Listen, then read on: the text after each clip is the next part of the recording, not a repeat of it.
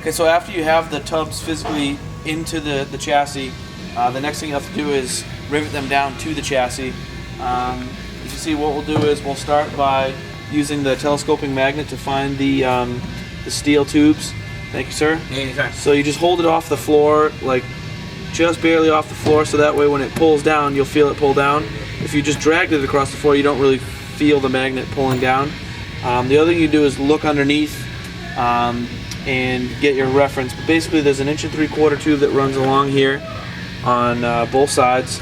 You have the round tubes that run down the side here and then under the floor. This one here, and then this rear one here. You'll also need to find the center point of those. These ones are a little bit trickier because you have to hit the center point, whereas with the flat tubes you have a little bit more surface area to be able to sink a rivet into.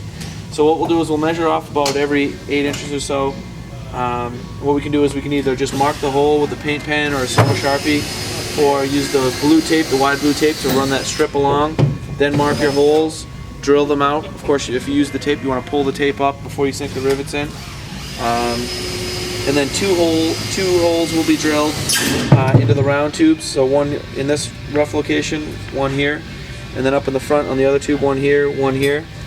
We'll also have to drill into the door sill tube along the side. Again, measure off about every 8 inches.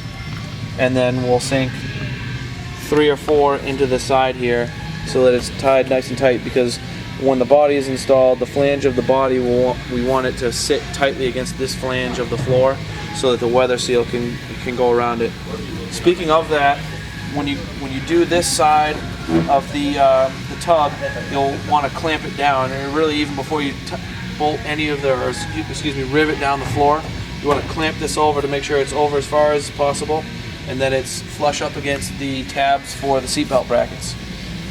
So clamp that down, and then again measure off every 8 inches, drill your holes, sink the rivets in, and then the last part will be to tie into the center point. You can see usually about 3 or 4 rivets in this rear section, and then 2 up in the front. The reason why we do the outside first is, again, to make sure that this flange is all the way out so that it'll meet flush up against the flange of the body, so that we can put our weather seal around and it will fit over that nicely, and then allow the door to sit in the door opening properly.